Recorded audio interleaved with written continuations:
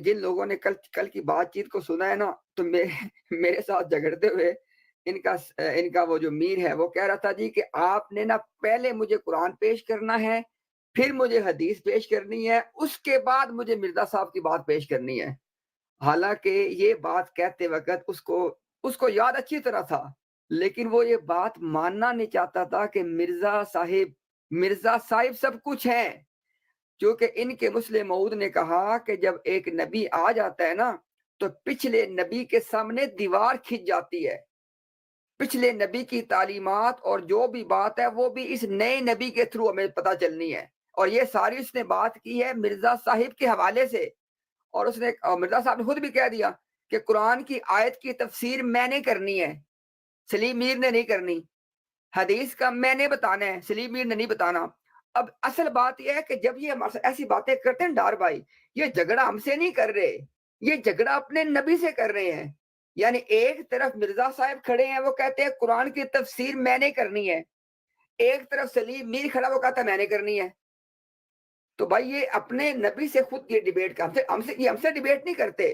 مرزا صاحب نے کہا خاتم النبیین کی تفسیر یہ ہے کہ اب کوئی نبی نہیں آئے گا، مبعوث ہونے والے، یہ سارے الفاظ نوٹ کر لیں، مبعوث ہونے، یہ میں آپ کو بتا رہا ہوں مرزا صاحب کی تفسیر۔ مرزا صاحب نے خاتم النبیین کی تفسیر کیا کی ہے کہ لا نبی آبادی، انہوں نے کہا کہ یہ تفسیر ہے خاتم النبیین کی۔ مرزا صاحب نے کہا خاتم النبیین کا مطلب ہے کہ آپ سلسلہ کے آخری نبی ہیں۔ مرزا صاحب نے کہا خاتم النبیین کا مطلب ہے کہ آپ پیدا ہونے والے آخری نبی ہیں۔ مرزا صاحب نے کہا خاتم النبیین کا مطلب یہ ہے کہ آپ مبعوث ہونے والے آخری نبی ہیں۔ آؤ نکلو میدان میں، چاروں باتیں مرزا صاحب کی ہیں، ٹھیک ہو گیا۔ ہمارے سامنے کیا کہتے ہیں آ کے کہ خاتم النبیین کا یہ میں نہیں کرنا کہ آخری ہیں یا اب کوئی پیدا نہیں ہوگا، مبعوث نہیں ہوگا، یہ غلط ہے۔ یعنی ڈیبیٹ ہم سے کرنے آتے ہیں، لیکن لاشعوری طور پہ یا شعوری طور پہ یہ ڈیبیٹ اپنے مرزا صاحب سے کر رہے ہوتے ہیں ڈار بھائی۔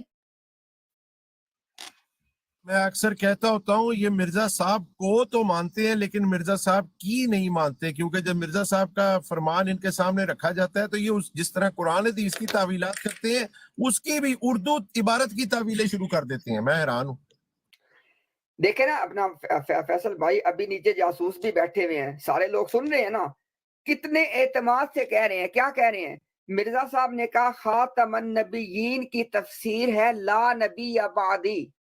مرزا صاحب نے کہا خاتم النبیین کی تفسیر یہ ہے کہ اب کوئی نبی پیدا نہیں ہوگا، اب کوئی نبی مبعوث نہیں ہوگا، سلسلہ کے حوالے سے آپ آخری نبی ہیں۔ یہ چار باتیں ہیں۔ اب یہ چار باتیں کون سا احمدی ہے مربی جو بیٹھ کے اپنے لوگوں کو بتاتا ہے؟ اور تم تو اپنے لوگوں سے اپنے نبی کی تعلیمات چھپاتے ہو۔ یعنی اب میں جو بات کہنا چاہ رہا ہوں، مرزا صاحب نے کبھی بھی نہیں کہا کہ نبوت کا دروازہ کھل گیا ہے یا کھلا ہوا تھا، نبی آتے رہے ہیں، میں بھی آ گیا ہوں اور بھی آئیں گے، نہ انہوں نے کبھی نہیں کہا۔ مرزا صاحب نے 3 طریقوں سے اپنی نبوت کو منوایا ہے۔ یہ اب جو لوگ علمی طور پہ سنتے ہیں بات کو نوٹ کر لیں، مرزا صاحب نے 3 طریقوں سے منوایا اپنی نبوت کو۔ ایک طریقہ یہ استعمال کیا، انہوں نے کہا کہ میرے سے اللہ کثرت کے ساتھ خطاب کرتا ہے اور کثرت کے ساتھ اس میں غیب کی خبریں ہوتی ہیں۔ تو مرزا صاحب نے کہا کہ اگر کثرت کے ساتھ خطاب ہو اور غیب کی خبریں ہوں تو یہ نبی کی تعریف بن گئی ہے، تو لہٰذا میں تو نبی ہوں۔ ایک یہ دروازہ، ایک یہ کھڑکی کھولی۔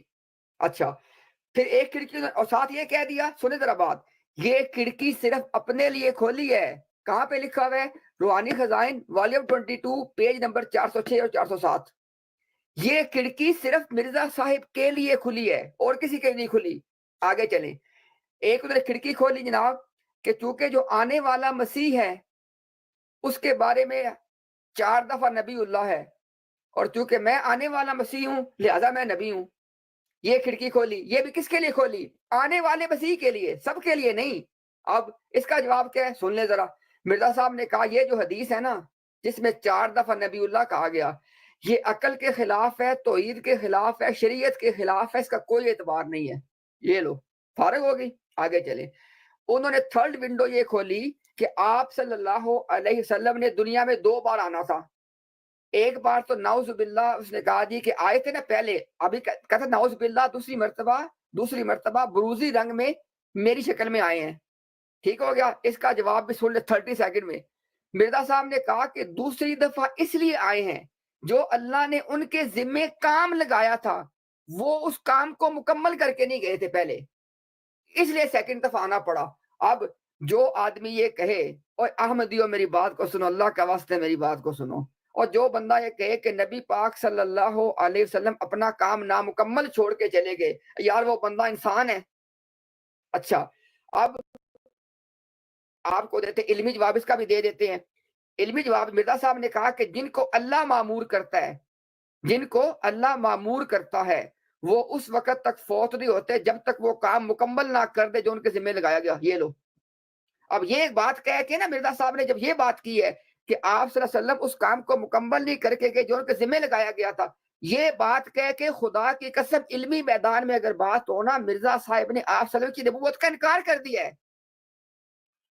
اچھا، یہ جناب 3 دروازے کھولے، کھڑکیاں کھولی، تینوں کی تینوں کھڑکیاں میرے بھائیوں اپنے لیے کھولی ہیں۔ جب مرزا صاحب نے کبھی اس چیز کی کوشش نہیں کی ہے، کبھی بھی نہیں کی ہے کہ نبوت اوپن ہے، میں بھی آ گیا اور بھی آ جائیں گے، نا، انہوں نے کہا کہ میں آخری مرسل ہوں، آخری مرسل۔ اب مجھے بتائیں کہ آخری کا معنی آخری نہیں ہے، مرسل کا معنی مرسل نہیں ہے، اگر بائی الفاظ کے کوئی معنی نہیں ہے، بتاؤ کس سے بات کریں ہم؟